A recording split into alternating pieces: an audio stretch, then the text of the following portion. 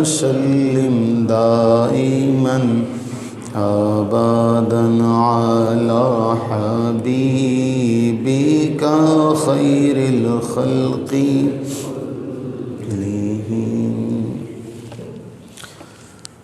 اللہ تعالیٰ نے قرآن کریم میں بارہا مقامات ہیں جہاں اہل ایمان کو نصیحت کی، اہل ایمان کو سبق دیا کہ یہ جو محبوب کریم علیہ الصلاۃ والتسلیم میں نے اپنی بے انتہا رحمت کے سبب تمہیں عطا کیے، اب ان کے ساتھ معاملہ کیسے کرنا ہے۔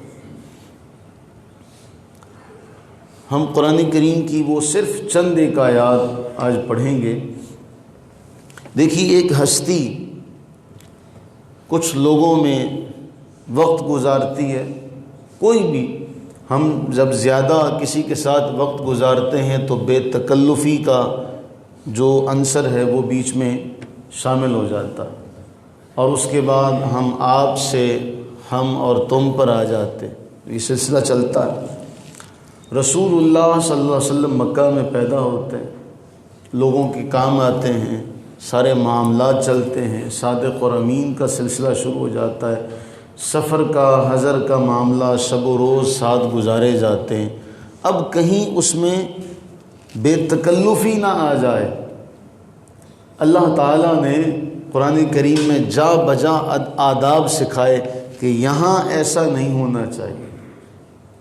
اللہ تعالیٰ اس معاملے میں اس قدر حساسیت کا تقاضا کرتے بھی ہیں اور کرواتے بھی ہیں۔ دیکھیے، منافقین آتے ہیں، عربی ماحول ہے، ہم اپنی زبان میں جب کوئی بات سمجھ میں نہ آئے تو ہم کہتے ہیں اس کو دوبارہ سمجھا دیجئے، یا ہمارے ہاں ایک مؤدبانہ جملہ ہے مکرر، کہ بھی دوبارہ اس کی تکرار کر لیں۔ تو رسول اللہ صلی اللہ علیہ وسلم گفتگو فرماتے، اگر کسی کی سمجھ میں نہ آتا اور وہ یہ چاہتا کہ یہ دوبارہ بات دہرا دی جائے تو وہ عرض کرتا راعینا، را الف عین اور نون الف، راعینا، عین کو لمبا نہیں کیا جائے گا، راعینا یا رسول اللہ صلی اللہ علیہ وسلم، اے اللہ کے رسول ہماری رعایت کیجیے، ہماری رعایت کیجیے، یعنی دوبارہ بتا دیجیے، ہمارے ساتھ نرمی کا معاملہ کیجیے۔ رسول اللہ صلی اللہ علیہ وسلم انہیں دوبارہ بات بتا دیتے۔ یہ تو وہ ہستی ہیں، راہ چل رہے ہوں تو اونٹ بھی روک کر اپنی شکایت عرض کرتے ہیں، اور رسول اللہ علیہ السلام، صحابہ بڑے حیران ہو کے کہتے ہیں کہ جا رہے تھے تو ایک اونٹ آیا، اونٹ کھڑا ہوا، پتہ نہیں کیا باتیں کرتا رہا، اونٹ نے پتہ نہیں کیا کہا، اللہ کے نبی صلی اللہ علیہ وسلم نے فرمایا اس کا مالک کہاں ہے، بلاؤ۔ مالک کو بلایا گیا، فرمایا تم اس سے کام زیادہ لیتے ہو، اس کو کھلاتے پلاتے کم ہو، یہ تمہاری شکایت کر رہا تھا۔ اونٹ کو بھی پتہ ہے شکایت کسے لگانی ہے، اونٹ کو بھی پتہ ہے کہ شکایت کسے لگانی ہے، کہاں جا کے یہ بات کہی جائے، مالک کی شکایت کی جائے تو میری یہ جو مشکل ہے حل ہو جائے۔ اب آپ کیسے یہ تقابل کریں، ایک طرف مکہ کے وہ کفار جو سب کچھ دیکھ کر بھی انجان بنے رہے، جان کر بھی انجان بنے رہے، اور دوسری طرف جانوروں کا معاملہ۔ علامہ جلال الدین سیوطی رحمہ اللہ نے خصائص کبریٰ میں ایک پورا باب باندھا ہے، محدثین جب یہاں آتے تو باب باندھتے ہیں اور اس میں جانوروں کا ایک تذکرہ ہے، طویل تذکرہ۔ میں کوشش کروں گا کہ انشاءاللہ اس سلسلے میں ایک نشست جو ہے وہ صرف جانوروں کے حوالے سے رکھی جائے کہ جانوروں نے کس قدر ادب کر کے دکھایا۔ ابھی اس موضوع میں صرف اتنا ہی کافی ہے کہ وہ بھی آ کے روک لیتے ہیں، عرض کرتے ہیں، تو یہ تو پھر اللہ کے نبی علیہ السلام کے غلام ہیں، صحابہ ہیں، تو صحابہ کرام علیہ رضوان کا یہ طریقہ رہا۔ اب درمیان میں جو منافقین تھے وہ اسی لفظ کو تھوڑا سا بگاڑ کے کہتے، اسی لفظ کو بگاڑ کے کہتے۔ اب جب اسی لفظ کو تھوڑا سا اوپر نیچے کر دیا جائے، الفاظ میں تھوڑا سا تغیر و تبدل کر دیا جائے تو پھر اس کا معنی بہت ہی غلط ہو جائے گا۔ ایک نقطے نے محرم سے مجرم بنا دیا۔ اب وہ جو معنی ہے وہ معاذ اللہ ثم معاذ اللہ وہ چرواہے جیسا بھی، اس میں چرواہے کی جو نسبت ہے وہ آ جاتی ہے۔ اللہ تعالیٰ کو یہ بات پسند نہ آئی۔ کیا صحابہ کرام علیہ رضوان غلط کہا کرتے تھے؟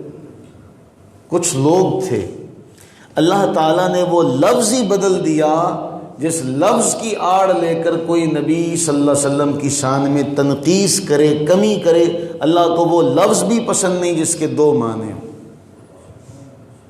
محبوب کریم علیہ السلام کے حوالے سے اللہ نے حکم نازل کیا کہ اے ایمان والو لا تقولوا راعنا، آج کے بعد سے تم میں راعنا کوئی نہیں کہے گا، ختم۔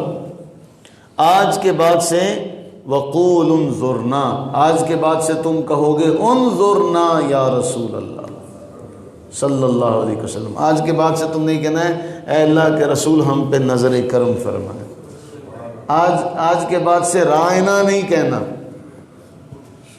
کیسی کلاس ہے، کیسی کلاس ہے کہ شاگردوں کو، طالب علموں کو استاد کا ادب خود خلاق عالم جل وعلا نے سکھایا۔ ایسے نہیں بلانا استاد کو، ایسے نہیں پکار۔ قرآن نے تو فرمایا لا تجعلوا دعاء الرسول بینکم کدعاء بعضکم بعضا، جیسے آپس میں بلاتے ہو نا ایک دوسرے کو، جیسے آپس میں ایک دوسرے کو بلاتے ہو ایسے نہ بلانا۔ یہ تو معاملہ ایسا ہے لا ترفعوا اصواتکم، تمہاری آواز بھی فوق صوت النبی، نبی کی آواز سے اونچی نہ ہونی پائے۔ ایسا ادب سکھایا، فرمایا لا تقدموا، آگے نہ بڑھنا، آگے نہ بڑھنا۔ اب آگے نہ بڑھنا کا معنی کیا ہے بھئی؟ اکٹھے سفر کر رہے ہوں، آگے بڑھ ہی جاتا ہے بندہ، اور سواری بھی گھوڑا ہو۔ اس کی تشریح میں مفسرین اور اصحاب سیر اور محدثین نے لکھا کہ کوئی بھی معاملہ ہو منع کر دیا گیا کہ رسول سے آگے نہیں نکلنا، محبوب کریم علیہ السلام سے آگے نہیں جانا۔ سفر کا معاملہ ہو، سواری آگے نہ جانے پائے، اترنا پہلے نہیں ہے، پانی پہلے نہیں پینا، ایک سفر کا معاملہ پیش آ جاتا ہے۔ دوران سفر روزے کی مشقت ہے، لیکن آپ سے عرض کیا جاتا ہے کہ یا رسول اللہ صلی اللہ علیہ وسلم یہ معاملہ ہے۔ اب اللہ کے نبی علیہ السلام سب کے سامنے نکل کر پانی پیتے ہیں تاکہ سب کو پتہ چل جائے ایسا معاملہ کرنا، کیونکہ قرآن نے فرما دیا لا تقدموا، آگے نہ بڑھنا۔ اب اس کے تحت یہ لکھا کہ سفر میں ہو تو پانی بھی پہلے نہیں پیتے، سفر میں ہو تو پہلے اترتے بھی نہیں ہیں۔ تو اللہ نے فرمایا آج کے بعد سے تم نے کہنا ہے انظرنا۔ اور اگلا جملہ یہ بھی فرمایا واسمعوا، غور سے سنو تاکہ دوبارہ پوچھنے کی نوبت ہی نہ آئے، غور سے سنو۔ اور اس ادب کو اگر دیکھنا ہو تو مجھے وہ روایت جو بخاری کے اندر آتی ہے پھر اس سے آگے نہیں جایا جاتا، اس سے پھر آگے نہیں نکل سکتے۔ وہ کتنی بار ہم نے پڑھی ہے روایت کہ جب عروہ آ کر نگرانی کا ماحول ہے صلح حدیبیہ کے معاملے میں، پہلے ایک آیا، پھر دوسرا آیا، پھر اس کے بعد تیسرے نمبر پہ یہ آئے۔ بعض نے کہا کہ یہ مسلمان ہو گئے تھے۔ اب امام بخاری نے لکھا کہ کیا ہے یرمق اصحاب النبی بعینی، کہ بڑا ٹکٹکی لگا کر جاسوس کیسے دیکھا کرتے ہیں، اس طریقے سے اس نے دیکھنا شروع کیا۔ اور پھر جو منظر دیکھا وہ منظر جا کر اپنے ساتھیوں کو کہا فواللہ، اب آپ محبت کا جو ادب کا اللہ نے جو سبق دیا تھا اس سبق کو صحابہ نے کر کے کیسے دکھایا کہ اپنے تو اپنے رہے، بیگانے بھی اعتراف کرتے ہیں، اور کن لفظوں میں کرتے ہیں وہ بھی سامنے ہے۔ فرمایا آگے نہ نکلنا، تمہاری آواز نہ اونچے ہونے پائے، ایسے نہ پکارنا جیسے آپس میں ایک دوسرے کو پکارتے ہو، تعظیم اور توقیر کی انتہا کر دو، اور وہ تعظیم اور توقیر کی انتہا کیا ہے، میں اس سے پہلے بخاری کی ایک اور روایت آپ کے سامنے رکھتا ہوں۔ ایک بار ایسا ہوا کہ رسول اللہ صلی اللہ علیہ وسلم کسی قبیلے کے درمیان کوئی جھگڑا ہو گیا تھا، صلح کرانے کے لیے وہاں چلے جاتے ہیں۔ قبیلہ بنی عامر بن عوف، کسی مسئلے میں کوئی بات ہوئی تو آپ علیہ الصلوۃ والتسلیم وہاں چلے گئے۔ نماز کا وقت ہو گیا، نماز کا وقت ہوا، مؤذن نے حضرت سیدنا صدیق اکبر رضی اللہ تعالیٰ عنہ کی خدمت میں عرض کی کہ آپ نماز پڑھا دیں گے؟ اگر آپ پڑھا دیں گے تو میں اقامت کہتا ہوں۔ ہمارا ٹھیک ہے۔ اس کے بعد اقامت ہوئی، حضرت سیدنا صدیق اکبر رضی اللہ تعالیٰ عنہ امامت کے لیے کھڑے ہو گئے، نماز پڑھانا شروع کر دی۔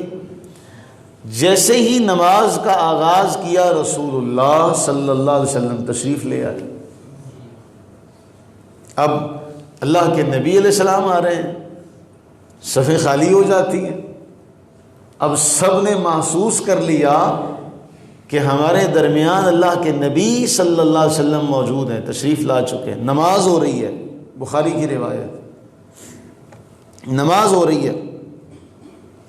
اب دوران نماز ہی کیا کرتے ہیں؟ ہاتھ باندھے ہوئے اور صحابہ ایسے، آواز تصفیق اسے کہتے ہیں عربی میں۔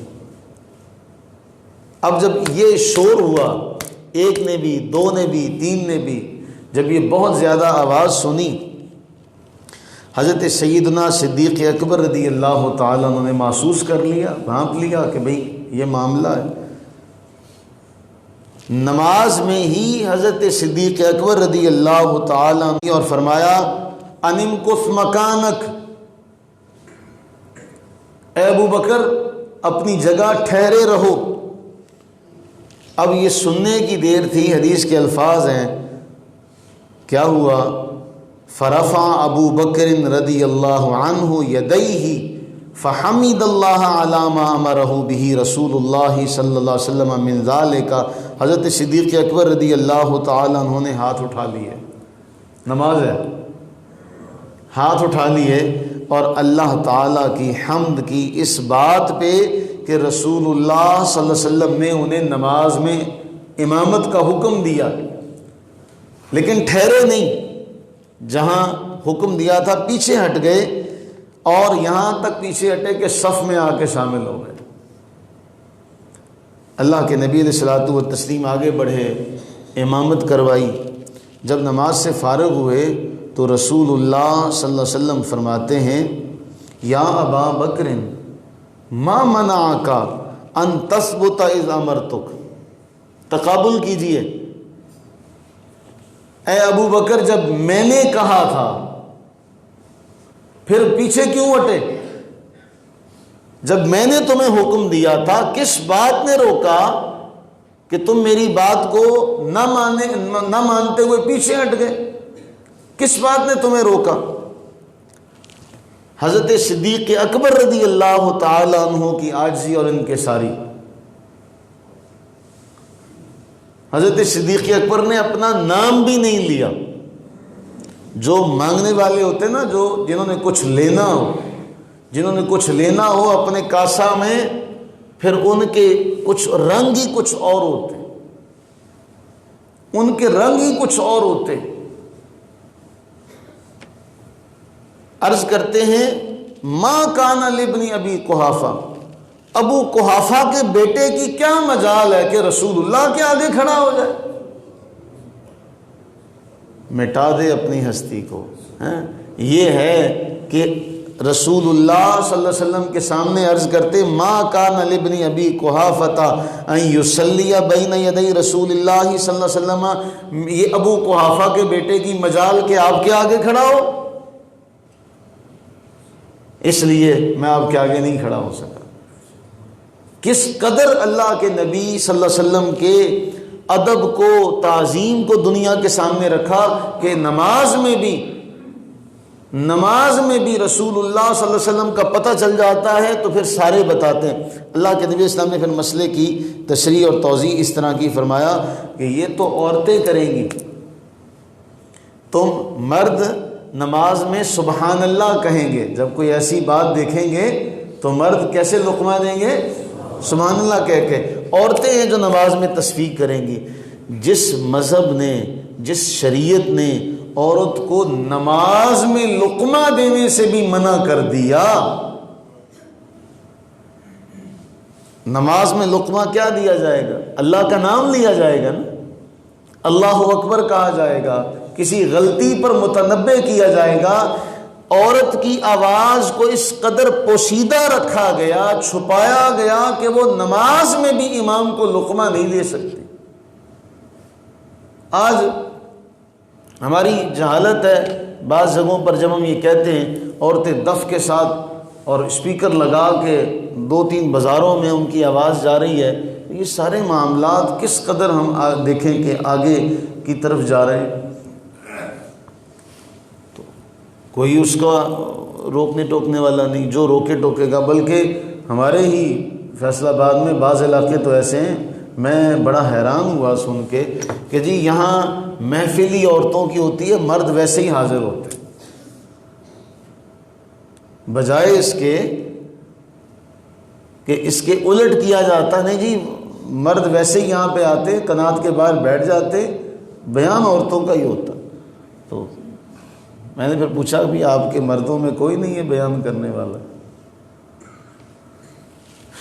تو اب وہ جو بخاری کی جو روایت، وہ منظر دیکھ کے عروہ نے جب جا کے یہ بیان کیا، اس نے کہا اللہ کی قسم ہے،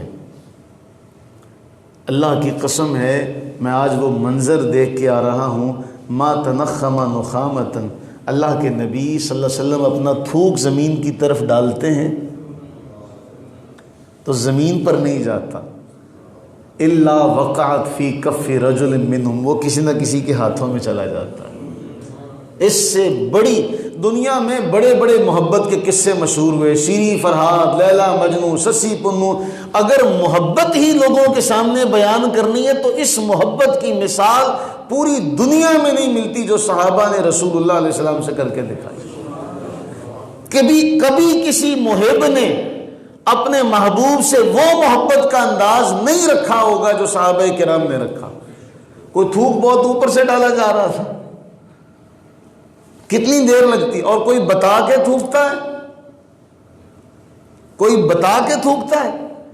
اب وہ کہتا ہے اللہ کی قسم ہے، ما تنخم نخامتن، کبھی بھی ایسا نہیں ہوا آپ نے تھوک ڈالا ہو وہ زمین پر پہنچا ہو، وقعت فی کف رجل منہم، وہ کسی نہ کسی کے ہاتھ میں جاتا ہے۔ تھوک بھی زمین پر آنے نہیں دیتے، تھوک بھی زمین پر آنے نہیں دیتے۔ کیا آج اگر رسول اللہ صلی اللہ علیہ وسلم آ جائیں بالفرض، تو کیا ہمارے اندر یہ تربیت کا معیار ہے کہ ہم آپ کے تھوک کو نیچے نہ جانے دیں، ہم آپ کے تھوک کے نیچے ہاتھ رکھ لیں اور اس کو اپنے جسم پر مل لیں، اپنا غازہ بنا لیں؟ کیا آج تربیت کا یہ معیار دیا گیا؟ آج تو بتایا گیا نہیں جی وہ ہم جیسے ہیں، یہ نہ کرو، وہ نہ کرو، فلاں نہ کرو، یہ نہ کرو۔ ادب سکھایا ہی نہیں گیا، اور یہ ادب کا سکھایا جانا کہاں سے ہوگا؟ جب بڑوں کا ادب سکھایا جائے گا۔ جس شریعت میں بڑے بھائی کا ادب سکھایا گیا، ماں باپ کا ادب سکھایا گیا، تو پھر بندہ خود سوچے گا۔ ہمارے اہل سنت کے مدارس میں پتہ ہے کیا ہوتا؟ میں اس منبر پر بیٹھ کر یہ بات کہتا ہوں، اپنے زمانہ علمی میں ہم نے یہی دیکھا، ہم کوئی 37 کے قریب لڑکے تھے کلاس میں، وہ اس میں کم زیادہ بھی ہو سکتے ہیں، وہ کبھی کلاس پوری ہوتی تھی کبھی نہیں ہوتی تھی، لیکن اللہ کی قسم استاد گرامی اپنا جوتا اتار کر جب کلاس کے اندر آ جاتے تو ہر لڑکے کی خواہش یہ ہوتی تھی کہ میں جا کے جوتی سیدھی میں کروں گا، اور اس کے لیے سارے کوئی نہ کوئی بہانہ بناتے تھے، کوئی نہ کوئی بہانہ بناتے تھے کہ میں جاؤں اور جا کے جوتی سیدھی کروں۔ جب یہ ادب سکھایا جائے گا کہ تمہارے استاذ کا ادب یہ ہے، تو پھر وہ ادب کا معیار پھر آگے جائے گا کہ نہیں جائے گا؟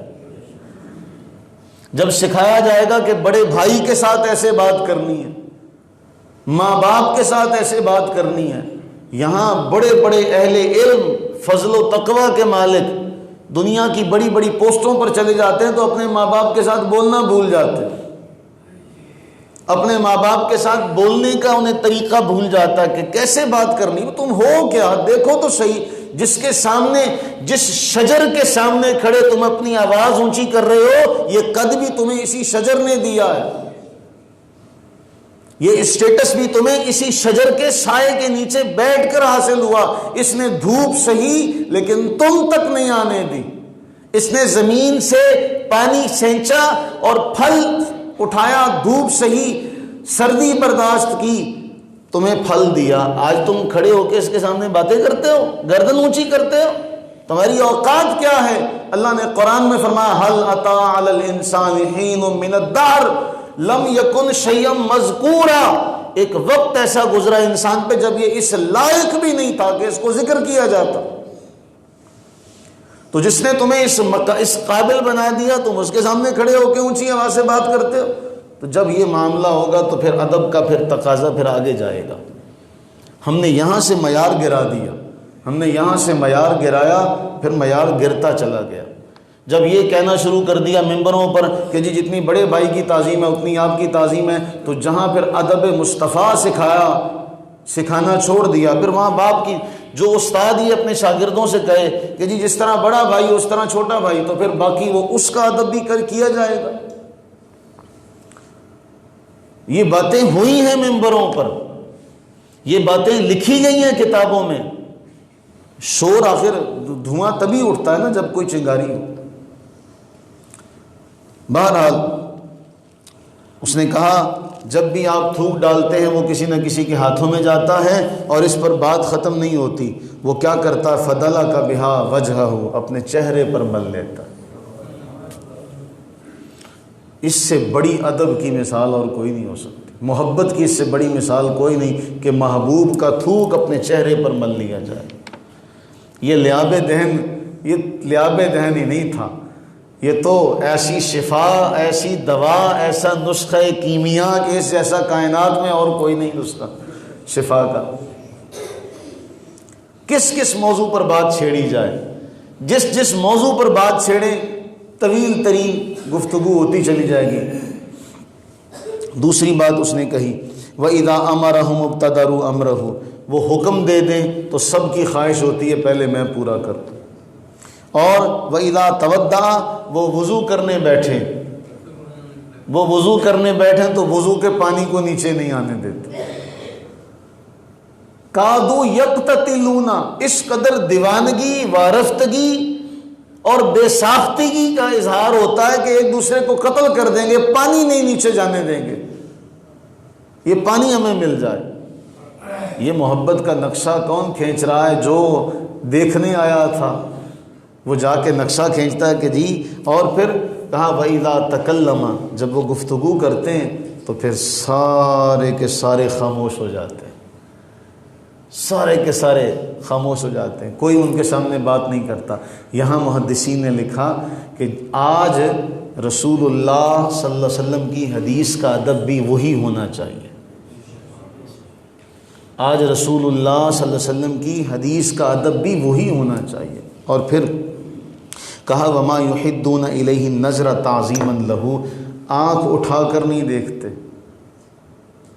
آنکھ اٹھا کر نہیں دیکھتے، اس قدر تعظیم کرتے، آنکھ اٹھا کے بھی نہیں دیکھتے. اس سے بڑی تعظیم کی، محبت کی اور مثال نہیں ہے. اور جب یہ سورہ حجرات کی آیات اتری نا تو حضرت ثابت رضی اللہ تعالیٰ عنہ گھر بیٹھ گئے. میں تو گیا، میری تو آواز بہت اونچی ہے، میں تو گیا. خود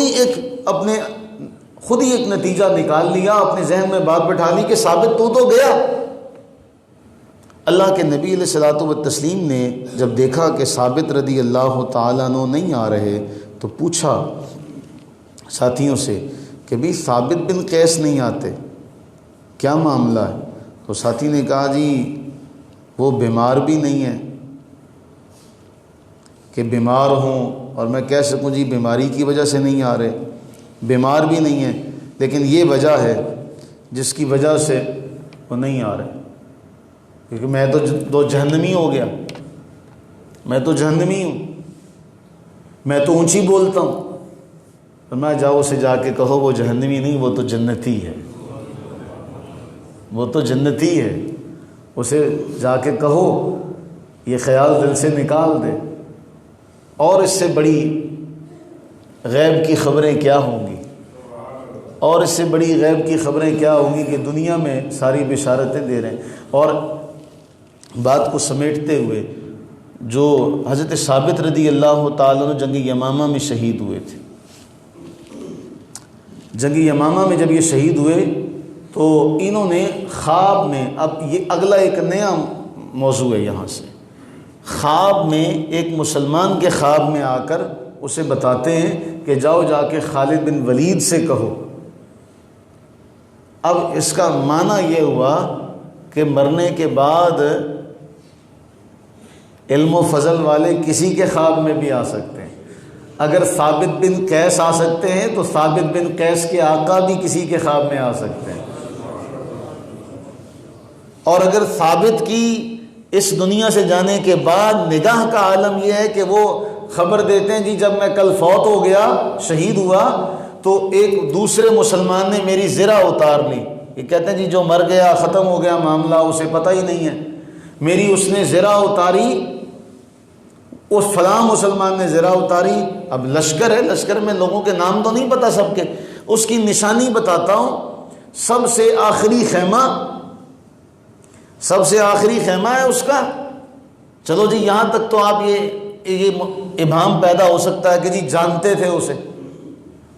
آگے جو معاملہ پیش آیا کہ جی آپ جائیں گے خیمے میں تو اونٹ کا کجاوا رکھا ہوگا، آپ کجاوا اٹھائیں گے تو کجاوے کے نیچے سے ہانڈی نکلے گی، جب ہانڈی اٹھائیں گے تو اس کے نیچے میری زرہ پڑی ہوگی، تو آپ حضرت خالد بن ولید سے کہو کہ وہ زرہ لے لے۔ حضرت سیدنا صدیق اکبر رضی اللہ تعالیٰ عنہ کی خلافت ہے، آپ انہیں جا کر وہ زرہ دیں اور کہیں جی بیچ کے اس کو فلاں فلاں کا میں نے قرض دینا ہے، میرا وہ قرضہ ادا کر دیں۔ حضرت ثابت رضی اللہ تعالیٰ عنہ یہ کب بتا رہے ہیں؟ اس دنیا سے رخصت ہونے کے بعد بتا رہے ہیں۔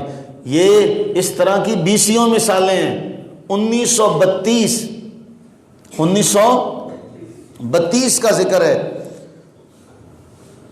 شاہ عراق کے خواب میں، عراق کے بادشاہ کے خواب میں حضرت حذیفہ رضی اللہ تعالیٰ عنہ تشریف لاتے ہیں اور اسے کہتے ہیں ہماری قبروں میں پانی آ رہا ہے، ہماری قبروں میں پانی آ رہا ہے، میری اور جابر رضی اللہ عنہ کی قبر میں پانی آ چکا ہے، یہاں سے منتقل کرو، ہماری قبروں کو یہاں سے منتقل کرو۔ ایک دن بھی خواب آیا، اب نہ کوئی مانے نہ کوئی سمجھے، دوسرے دن بھی خواب آیا، وہ بادشاہ تھا۔ تیسری بار خواب وہاں کے مفتی اعظم کو آیا، عراق کے مفتی اعظم کے خواب میں حضرت حذیفہ آئے، فرمانے لگے میں 2 بار اسے کہہ چکا ہوں، 2 بار کہہ چکا ہوں۔ اب آپ یہ اندازہ کیجئے کہ اس جہان سے جانے کے بعد یہاں دنیا زندگی ختم نہیں ہوئی، اگلی زندگی میں جس کو اللہ نے مقام اور مرتبہ دیا ہے، وہ جس کے خواب میں آنا چاہیں اس کے خواب میں آتے، انہیں پتہ ہے کس کے خواب میں آنا ہے، کس کے خواب میں آنا ہے اور کسے جا کر یہ کہنا ہے۔ باقی بھی تو معاملات وہ کروا سکتے ہیں۔ اچھا باقاعدہ اس کی تفتیش کی گئی، تحقیق کی گئی، بھی پانی تو نہیں ہے، لیکن شاہ عراق اور پھر مفتی اعظم کی میٹنگ ہوئی تو شاہ عراق نے مفتی اعظم عراق سے کہا کہ آپ فتویٰ دے دیں تاکہ ہم اس فتوے کے مطابق عمل کریں کہ بھی ان کی قبور کو کھولنا ہے اور پھر ان کے اجسام مقدسہ کو وہاں سے منتقل کرنا ہے۔ یہ سارے کے سارے معاملات اخبار میں کئی صحافیوں نے ان کو لکھا، اور پھر اس کے لیے یہ ہوا، طے یہ پایا کہ ذوالحج کے مہینے میں جب حج ختم ہو جائے گا، مکمل ہو جائے گا، تو اس کے بعد یہ کام سر انجام دیا جائے گا، اور پھر اس کے لیے ویزے وغیرہ سب چیزوں کو کھول دیا گیا تاکہ زیادہ سے زیادہ لوگ یہاں آئیں اور ان کے سامنے قبور مقدسہ کو کھولا جائے اور پھر ان کے اجسام مقدسہ کو یہاں سے نکالا جائے۔ پھر ادب کا جو معاملہ وہاں پر کیا گیا وہ بیان نہیں ہو سکتا۔ اور جب ان کے اجسام مقدسہ باہر نکلے تو پھر ان میں ایک جرمن ڈاکٹر تھا، بہت مشہور فزیالوجسٹ تھا، اس نے جب دیکھا وہ منظر دیکھا تو اس نے بے اختیار ہو کر مفتی اعظم عراق کا ہاتھ پکڑا اور کہا مجھے کلمہ پڑھا دے، مجھے کلمہ پڑھا دے۔ میرے دوستو عزیزو، یہ بہت بڑی بات ہے، سمجھنے کے لیے اگر دیکھا جائے تو بہت بڑی بات ہے۔ اللہ سے دعا کریں باری تعالی ہمیں ادب عطا فرمائے، ہمیں فہم عطا فرمائے اور ہمیں علم نافع عطا فرمائے۔ آمین ثم آمین۔ اللہم صلی علی